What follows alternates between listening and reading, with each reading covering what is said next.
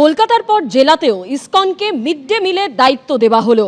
নদিয়া সহ বিভিন্ন জেলায় মিড ডে মিলের দায়িত্ব দেওয়া হলো ইসকনকে। মেচেদা ইসকনের রথযাত্রা থেকে ঘোষণা মুখ্যমন্ত্রী শুভেন্দু অধিকারীর।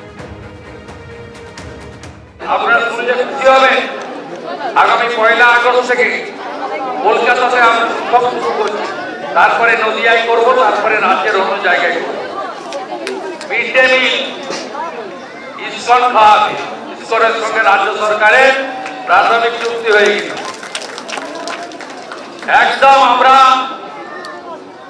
আমাদের সাধারণ বাড়ির ছেলে মেয়েরা মিড ডে মিল খায়, তাদেরকে পৌষ্টিক আহার ইসকনই দেবে।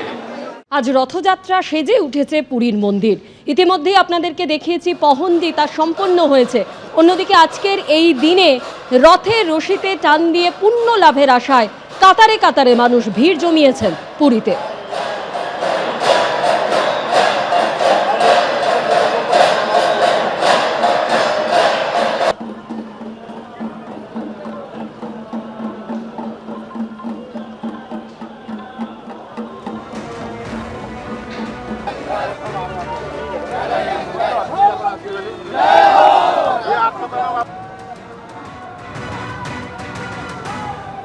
সরাসরি পুরী থেকে আমাদের প্রতিনিধি অর্ণব মুখোপাধ্যায় আমাদের সঙ্গে রয়েছেন। অন্যদিকে হলদিয়ার ছবিও আপনাদের সামনে তুলে ধরবো, আরেক প্রতিনিধি বিটন চক্রবর্তী সেখান থেকে রয়েছেন।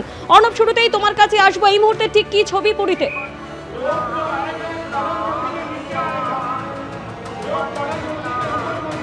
দেখো, বৃষ্টির যে বেগ সেটা এই মুহূর্তে কিছুটা কম, এবং কম হওয়ার সঙ্গে সঙ্গে ঠিক এই মুহূর্তে এই পুরীর 3টি যে রথ তার সামনের চিত্র তোমায় দেখিয়ে দেব।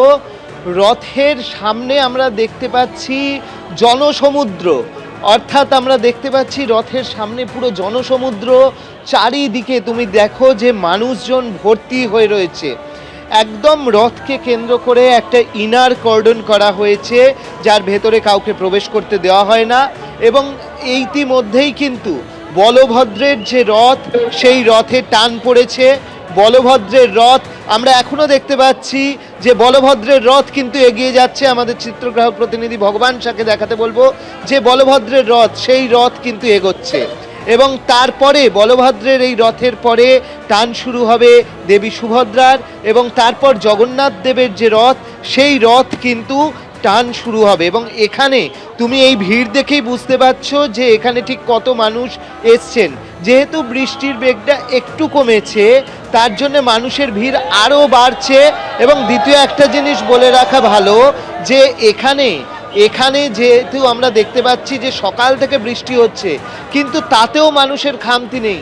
বৃষ্টিকে উপেক্ষা করে বৃষ্টিতে ভিজতে ভিজতে তারা এখানে এসছেন। শঙ্করাচার্য তিনি এসছেন বৃষ্টির মধ্যে ভিজে, তিনি তার যে প্রথা সেই পালন করেছেন। রাজা এসছেন রাজবাড়ি শ্রীনগর থেকে, বৃষ্টির মাথায় নিয়েই তিনি এসছেন, তার যে রাজনীতি সেটা পরিচালনা করছেন। মানুষজন এসছেন, তারা বিভিন্ন জায়গা থেকে এসছেন। এবং বলভদ্রের যে রথ সেই রথে টান শুরু হয়েছে। আপনি কোথা থেকে আসছেন? আগরপাড়া থেকে। কিরম লাগছে? দারুণ, আমি তো প্রত্যেক বছরই আসি। এই বছরে আরো প্রাণ বেশি দেখতে পাচ্ছে, কারণ বৃষ্টি পড়ছে বললে। অবশ্যই। कैसे लग रहा है इधर? बहुत अच्छा लग रहा है। अयोध्या से, यूपी से। जी।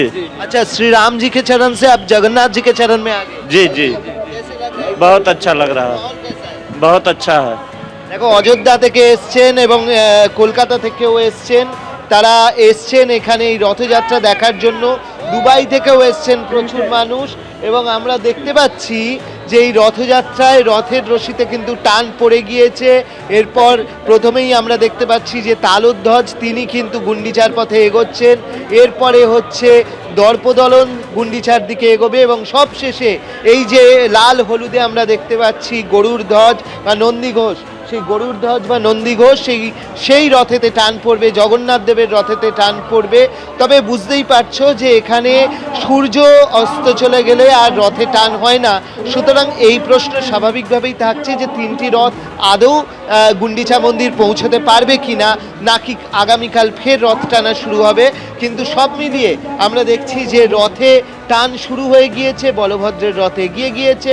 এখন শুধু সুভদ্রা দেবীর যে রথ রয়েছে এবং জগন্নাথ দেবের যে রথ রয়েছে তাতে টান পড়া বাকি রয়েছে। এবং রথের পিছন দিকে তুমি দেখো যে কি সুন্দর এখানে আয়োজন করা হয়েছে, যে পুরো বক্স লাগানো যে গাড়িগুলো রয়েছে, এই গাড়িগুলো কিন্তু পুরো রাস্তায় যাবে হচ্ছে রথের পিছন পিছন, এবং তারা নির্দেশ দেবেন যে কোথায় কি করতে হবে, ঠিক কিভাবে টানতে হবে, সমস্ত নির্দেশ দিতে দিতে তারা যাবেন। এবং সেই নির্দেশ অনুযায়ী রথ কিন্তু গুন্ডিচা একেবারে অর্ণব, আমরা সেই ছবি দেখতে পাচ্ছি, রথের রশিতে টান পড়েছে এবং আজকের এই বিশেষ দিনে পুণ্য লাভের আশায় দেশ বিদেশ থেকেও হাজির হয়েছেন বহু মানুষ। আপাতত তুমি আমাদের সঙ্গে থাকো। बहुत अच्छा, ये प्रेम की वर्षा है, ज्ञान की वर्षा है। भगवान जगन्नाथ जी के चित्रपट की पूजा हो, मूर्ति न बने और मास तिथि पक्ष का ध्यान रखा जाए। हमारा परामर्श है कि अधिकार की सीमा में सब काम करें, अधिकार का अतिक्रमण करके नहीं। एबीपी आनंद एगिए थाके एगिए राखे।